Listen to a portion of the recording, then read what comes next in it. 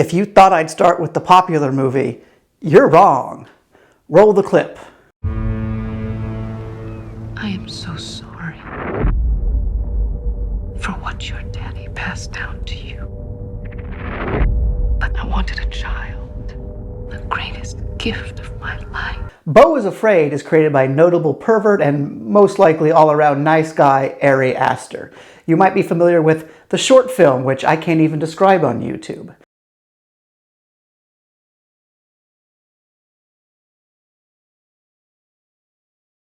More famously, you probably know Hereditary, one of people's favorite horror movies of the last 10 years. It's really a drama about dealing with trauma.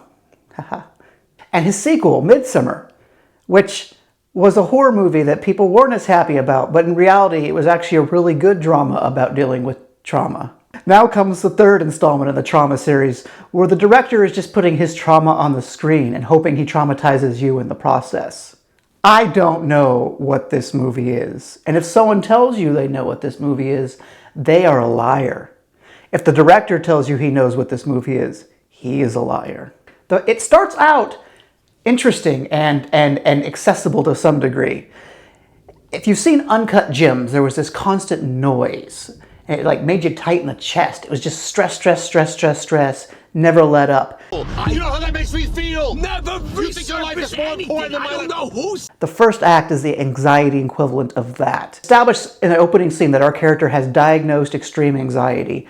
And the way the first act plays out is every one of his possible fears comes true over and over. It's this constant escalation, and it's a nightmare. I'm not sure if what we're supposed to be seeing is happening literally, but he lives in a nightmare world where it just gets worse and worse. And that's effective. It's weird. It's really weird, but it is effective, and it's stressful for sure. Past that, all I can tell you is trauma. There are ideas. There are a lot of things going on presented through metaphor and non-direct communication here. So I don't want to fault it or say it's a completely worthless movie. There's some real value here. However, this movie is way too long. This is a 3-hour movie. It needed to be 2 hours or less. Ari Aster needed to hire a man in a hockey mask with a chainsaw to just go at that film there. It's self-indulgent to a point of ridiculousness, and I'm all for self-indulgence. Listen to me. I love David Lynch. David Lynch is one of my favorite directors. He is the king of self-indulgence, but his self-indulgence is focused. This is unfocused lunacy, and it's hard to take it seriously as a well-crafted product when there's so much redundancy built in. There'll be scenes where I'll say, okay, we know this already. They're saying it already. There's conversations that go on forever, and nothing is gained past the first 60 seconds. There is an entire stage play put on with a hybrid animation thing, which is gorgeous. It's really good. But half of that stage play is recapping what already happened in the first half of the movie. This isn't the climax. Halfway through the movie stops to put on a play to tell you what happened in the first half of the movie. And not in like a clear way, where the first half of the movie is unintelligible and now it explains what's going on. No, the first half of the movie is metaphor, and then you get a metaphor to explain the metaphor, and it's so frustrating. This movie, I can't stress that enough, needed to be an hour less. And I'm probably not speaking to anyone here who's seen it because no one's seen it, and no one probably should. I can't like recommend this to anyone. If you're a huge fan of Ari Aster, I guess if you can be that completionist guy, but this is not like a horror movie in the vein of his other films. If you're a fan of him, it's probably for other reasons other than what he's got going on here. If you're a weirdo like me who watches all, or for me, most A24 films because they ended up being more interesting in some way or the other than the mainstream movies, then yeah, you'll end up watching this. And it'll be more interesting than some, but frustratingly executed. And then you have Joaquin Phoenix. So I guess if you're a huge Joaquin Phoenix fan, like, knock yourself out. But that's one of the key elements that didn't work, was Joaquin Phoenix. Not necessarily the acting, but his character and the main character, our vehicle for this movie, is awful. It's awful. Once you get past the anxiety metaphor at the very beginning, I'm not sure if it moves into a host of other mental illnesses And that's what's going on. But the majority of the movie, this main character feels severely mentally handicapped, and it's hard to get behind him or even understand what he's thinking or what he's feeling or even what the point of that choice is. It's a weird performance, and not weird in a fun way. It's just weird seemingly for the sake of being weird. Like I said, there are ideas there. I understand certain traumas that the director is putting on screen. Like, I could make a list for you, I get it, but that doesn't excuse the filmmaking. I'm going to give this one a 5 out of 5, which sounds really high for my review, but there are really interesting things here. There are scenes that stick with you. There are good ideas here past the first act, which I think the first act works. But, I mean, it's not a fun thing to sit through. It's a movie you have to force yourself to sit through to pick out little golden nuggets of trauma. I'm just going to say trauma one more time. I'm using that one more time just to bring us all around here because we're done talking about this one. Next up,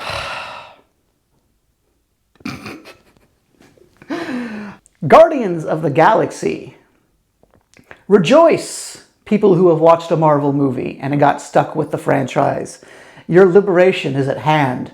Comes now, the final Marvel movie that you'll ever have to watch. You are free. Your shackles are broken. You can stop watching Marvel movies for the end of time because the final good one just got released.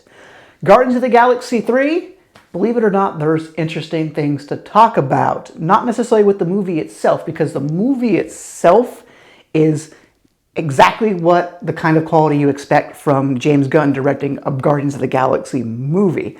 However, that is where it gets interesting. Out of the two interesting things to talk about, the quality is interesting because now we have 3 movies. We got 3 movies, and they are all very similar in quality, and yet each one has different strengths and different weaknesses. If a person comes up to me and says any one of these 3 is his favorite out of the 3, I get it. The first one is a really funny ensemble cast. It's tight. They come together. The last act, he had to follow the studio notes and be a Marvel movie. The second movie was generally a better movie by a lot of metrics, I think. Better character work, better story overall.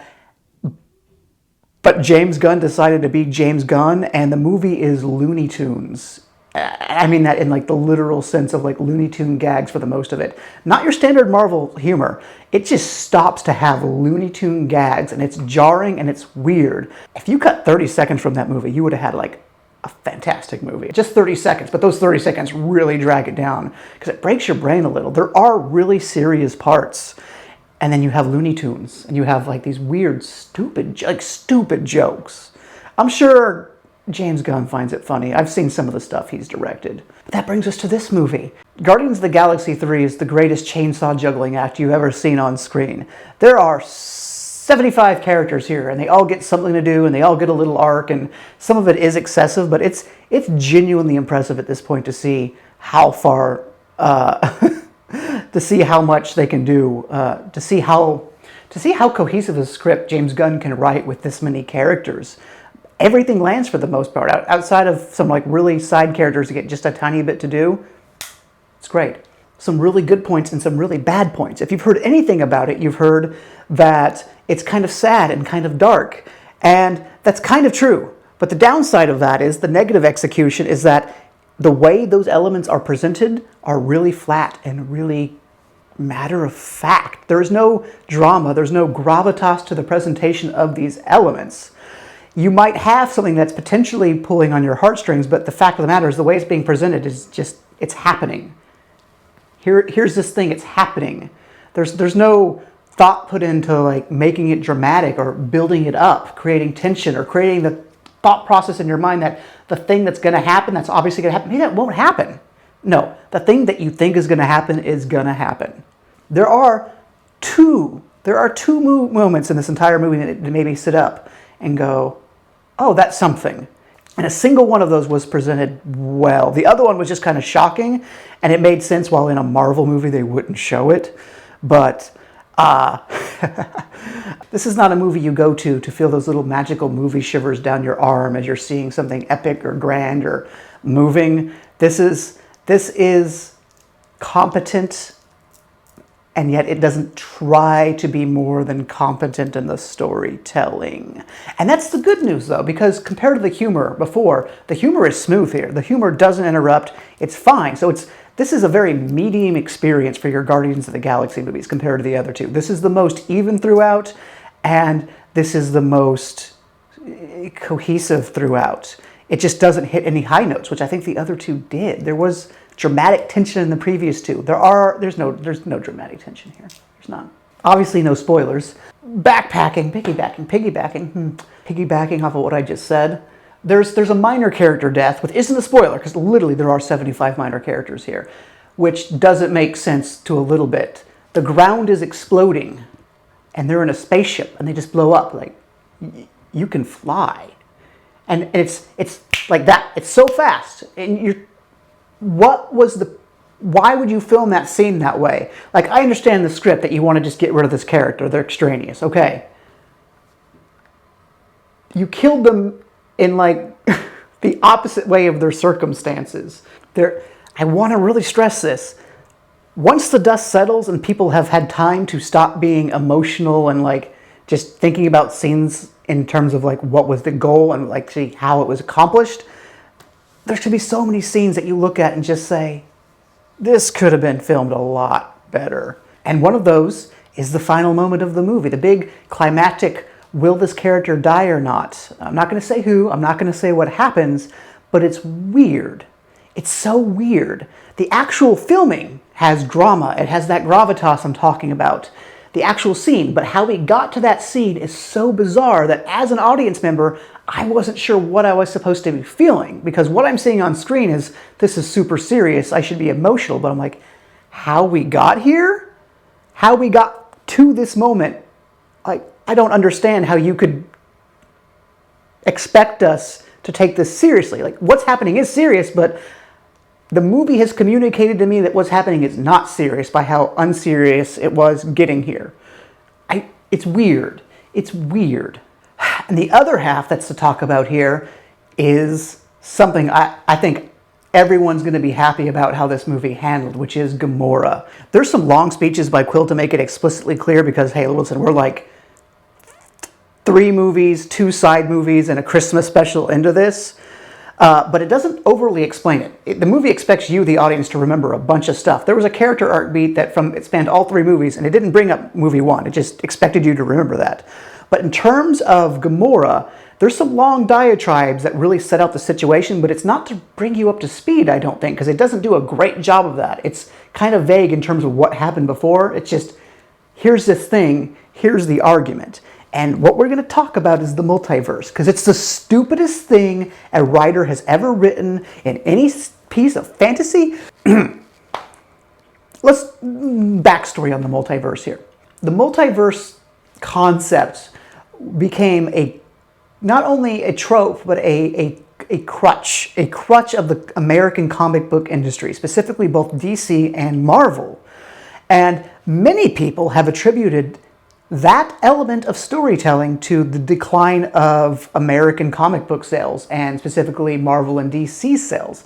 If you go to the comic book store for the past couple of decades, it's a bloodbath. Japanese comic books, or mangoes, as you elitist will force me to say, outsell American comic books like crazy. And like, why is that? Are you going to go read this new story, or are you going to go read Batman story number 77, which is actually story 57, because while it retcons story 32, it's actually reinvents story 33 by inserting them in the middle, and you get what I'm saying, okay? It's a nightmare. It's like a choose-your-own-adventure of, like, what do you want to be canon? Because when everything is canon, nothing is canon. There is an inherent issue in multiversal storytelling that's almost impossible to overcome. It's very difficult to make people care once you've reminded them that everything happens. Every character is alive and dead. There are no stakes. And this movie is well aware of that to a fantastic degree. And it does the one thing, perhaps the only thing you can do to solve that problem. I'm not going to say what it is. Yes, I am. You have to treat characters in another multiversal dimension as different characters. Doctor Strange, multiversal blandness. I can't be the first one who thought of that. Doctor Strange goes to another universe. Is like, you're my woman from the other universe. Let us make love. And it's creepy. And this movie stands up and says, that's creepy. That's not the woman you know. That's a completely different woman. Different experiences. Completely different. She's a different character. The movie makes it incredibly clear that Johnny Karate trying to treat this new Gamora as the old one is creepy. She's a different character. And trying to do that is morally wrong. I might be overplaying it a little bit, but I mean, literally, it's in the movie. And that's not to say they don't end up together or they do end up together, but it comes from a really weird place of, you have to build this relationship with a different person because it's a different person. Imagine if you just did a normal rom-com, no multiverse, just a rom-com, and like you have a man who's married to the woman dies, okay? The woman dies. And then the man goes to see her twin and just like, you are the same person, you are her twin, let's get married. And she's like, I am the same person. That'd be creepy. And for Marvel's case, that's how the multiverse has been treated up until now. And it's I don't know if this is James Gunn like giving the middle finger on his way out to what they've started to build here, but it's what's needed to be said here. The multiverse is stupid, and the only possible way it works if you firmly establish that these are different characters. But once again, to loop it back around to my initial point here of like American comic books and like the initial issues with multiverse, what's the point? Once you've established that these are different characters, then there's no point anymore. You don't have to write Batman number 77. He can just be a different superhero you create. AKA, when Japanese comic book ends, Japanese make new Japanese comic book.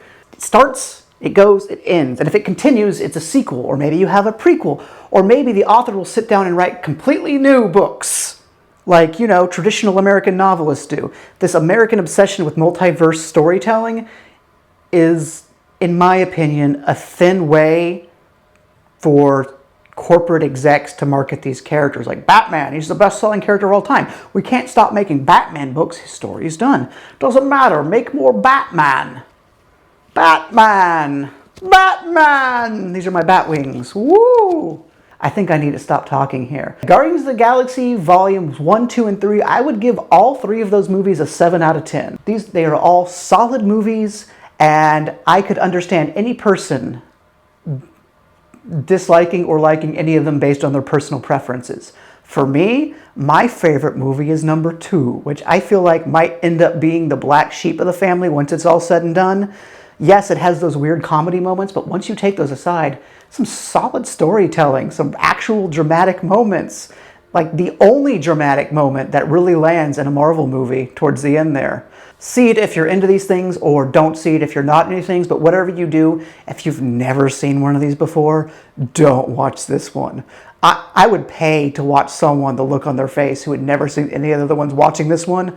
It would be a nightmare. It would be Star-Lord is Afraid.